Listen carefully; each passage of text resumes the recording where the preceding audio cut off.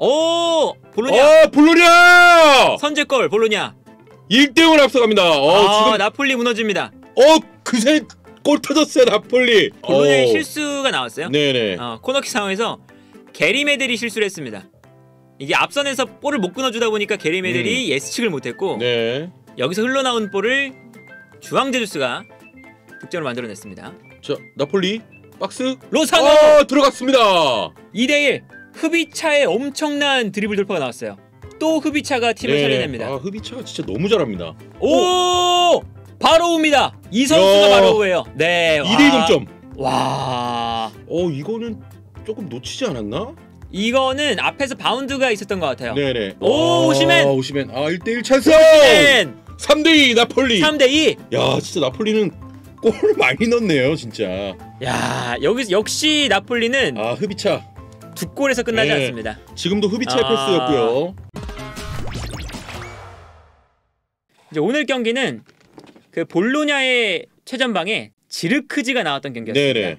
근데 이제 지르크지와 김민재 혹은 이제 볼로냐의 왼쪽 측면 공격수인 바로우와 김민재가 맞붙는 장면들이 많았었는데 이제 오늘 경기에서의 재밌는 점은 그 아약스 전과 마찬가지로 라흐마니가 없을 때 김민재의 짝으로 누구를 배치할 거냐. 네네. 요거였거든요. 근데 결국에는 나폴리가 선택한 건 제주스를 왼쪽에, 그렇습니다. 김민재를 중앙에 두는 선택을 했어요. 네네. 그러면서 이제 김민재가 이제 오른쪽 라인을 커버하는 그런 형태였는데 여기서 이제 문제가 뭐냐면 제주스가 뒷공간 커버에 그렇게까지 뛰어난 선수가 아니라는 거죠. 네네. 그러다 보니까 오늘 경기에서도 몇 차례 나왔던 장면이 김민재의 뒷공간으로 지르크지가 뛰어갈 때 그럴 때 이제 그 뒷공간으로 패스를 보내줬거든요. 볼로냐가. 근데 지르크지의 스피드를 제주스가 못 따라가면서 그대로 지르크지를 놓치는 장면들이 꽤나 나왔습니다. 네네. 이제 그러면서 이제 문제가 좀 발생을 했고 그러다 보니까 결국에 이 김민재와 제주스 조합은 제주스의 스피드가 살짝 문제가 될 만하다. 네네. 이런 이제 장면들이 아약스전도 마찬가지고 이번 경기도 좀 나왔던. 그렇습니다. 그런 이제 모습들이 많이 나왔습니다. 네, 지금 일단 라흐마니가 월드컵 전까지는 돌아올 수 없기 때문에 김민재가 지금 책임을 지고 이제 나폴리의 수비를 좀 해줘야 되는 상황인데 그 김민재의 어떤 조합이라든지 짝들이 이제 나폴리에서는 좀 고민이 될 수밖에 없겠습니다. 그렇죠. 뭐 일단 김민재 한 명 두고 왼쪽에 제주스 둘 거냐, 아니 김민재 오른쪽에 웨스티고르를 둘 거냐, 요거였는데 오늘 경기는 어떤 게 있었냐면 또 제주스를 왼쪽에 두고 김민재를 오른쪽으로 둔 이유 중에 하나는 결국에는 은돔벨레가 나오기 때문도 있어요. 이게 어떤 거냐면 그 앙귀사가 지금 부상 때문에 빠져 있기 때문에 앙귀사가 오른쪽 중앙 미드필더거든요. 그러니까 김민재가 오른쪽 중앙 수비수로 나와서 그 앞에 은돔벨레를 두는 것이 훨씬 더 수비적으로는 낫다. 라는 판단이 있었을 것 같아요. 왜냐하면 이제 은돔벨레의 수비적인 그런 움직임이 약하기 때문에 부족하기 때문에 은돔벨레의 뒷공간도 커버를 해줄 수 있는 선수가 필요하거든요. 수비수 입장에서는. 그런데 은돔벨레가 왼쪽에 나왔으면은 사실은 이게 김민재를 왼쪽에 둘 수가 있는데 은돔벨레가 오른쪽에 나왔는데 그 뒤에 김민재가 아니라 웨스티고르가 나온다. 라고 하면 이게 공간을 좀 커버하는 게 문제가 생기거든요. 그러다 보니까 김민재를 오른쪽에 둬서 은돔벨레의 뒷공간도 어느 정도 김민재가 부담을 해라. 이러한 이제 장면들이 나온 거죠.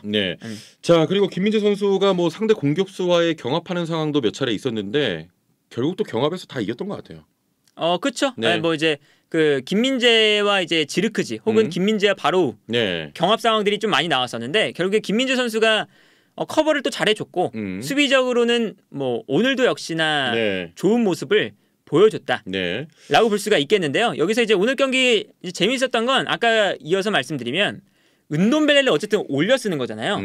그러니까 김민재가 뒤에 있기 때문에 은돔벨레를 편하게 조금 더 중원에 쓸 수가 있는 건데 여기서 은돔벨레가 오늘 꽤나 괜찮았습니다. 공격 전개도 많이 해줬고. 그렇죠. 그러니까 은돔벨레가 계속 이제 그 나폴리가 후방에서 빌드업을 해나갈 때 볼로냐가 압박을 하러 올라오면 은돔벨레가 그 압박을 벗겨내고 전방으로 패스를 보내주면서 나폴리의 공격이 시작될 때가 있었어요.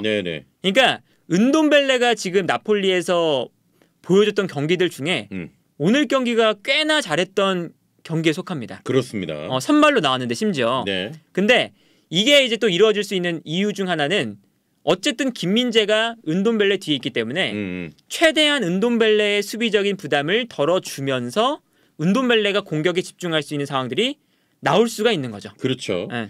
그러니까 이제 은돔벨레가 조금 더 공격적으로 활약할 그 기회를 또 마련해 주는 거고요.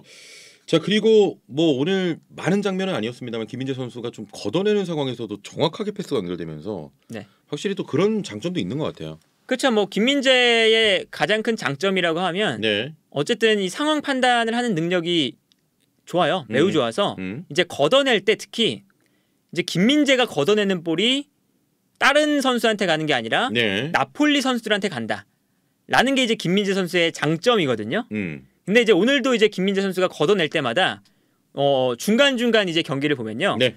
이제 순간적인 상황에서 시간이 별로 없는데 여유가 없는 상황에서 김민재가 걷어낼 때 걷어내는 볼이 나폴리의 공격수에게 그렇죠. 떨어집니다. 그러니까 네. 이런 이제 플레이들이 김민재가 좋은 평가를 받는 부분이다. 이렇게 좀 볼 수가 있겠고요. 어쨌든 오늘 경기를 또 결정지었던 선수는 흐비차입니다. 네. 흐비차에 대한 이제 평가가 오늘 이번 시즌에 엄청나게 좋거든요. 근데 이 흐비차에 대한 평가가 좋을 수밖에 없는 이유가 경기만 봐도 느껴져요. 하고 싶은 거 다 하는 것 같아요, 진짜. 그렇죠. 플립플랩도 하고 뭐. 그러니까 아약스전에도 마찬가지였지만 좀 팀이 조금 이제 수비적인 부담을 받을 때, 네네. 상대 팀이 좀 더 이제 라인을 올릴 때 이럴 때마다 흐비차가 뒷공간을 완벽하게 무너뜨리면서 네. 득점을 만들거나 아니면 득점에 준하는 상황들을 많이 만들어 주거든요. 근데 오늘 경기도 사실은 볼로냐가 오늘 나쁘지가 않았어요. 네. 2골이나 넣었고 그런데 그 과정에서 흐비차가 측면을 흔들어주면서 더군다나 이제 오늘 경기 로사노의 득점이 나올 때 흐비차가 완벽하게 측면 무너뜨리고 득점을 만들었었죠. 네. 이제 그런 장면들을 보면 역시나 흐비차가 너무 잘해요. 지금 나폴리에게 끼치는 영향력이 엄청나게 크다. 그러니까 이번 시즌 진짜 성공적인 영입 김민재와 또 흐비차가 되겠습니다. 그렇죠. 예. 그러니까 이제 이런 평가가 있어요. 그러니까 김민재 선수는 쿨리발리를 대체한 거잖아요. 그래서 이제 대단하다는 평가를 듣고 있는 건데 쿨리발리가 워낙에 월드 클래스의 폼을 보여줬으니까. 그런데 흐비차는 어떤 거냐면 흐비차는 인시녜를 대체하는 선수인데 그 이상입니다. 인시녜를 업그레이드하면서 대체했어요. 네네. 그러니까 이제 흐비차가 엄청나게 이번 시즌 나폴리에게 큰 힘이 되고 있는 거고 오늘 경기에서도 결국에 흐비차가 한 번 돌파를 해내면서 로사노의 득점도 만들고 네. 그리고 오시멘의 다시 이 세 번째 득점이 나올 때도 흐비차가 중앙으로 끌고 들어오면서 오시멘에게 정확한 패스를 보내주면서 득점이 나왔거든요. 네네. 이제 그 장면도 보시면 흐비차가 단순히 돌파력만 좋은 게 아니라 돌파력에다가 플레이메이킹 능력도 갖추고 있구나. 네. 라는 걸 볼 수 있었던 경기였습니다. 그렇습니다. 자, 오늘 뭐 나폴리가 이제 3대2로 볼로냐의 승리를 거두면서 지금 리그에서도 8승 2무고 네. 좀처럼 안 집니다, 이 팀이.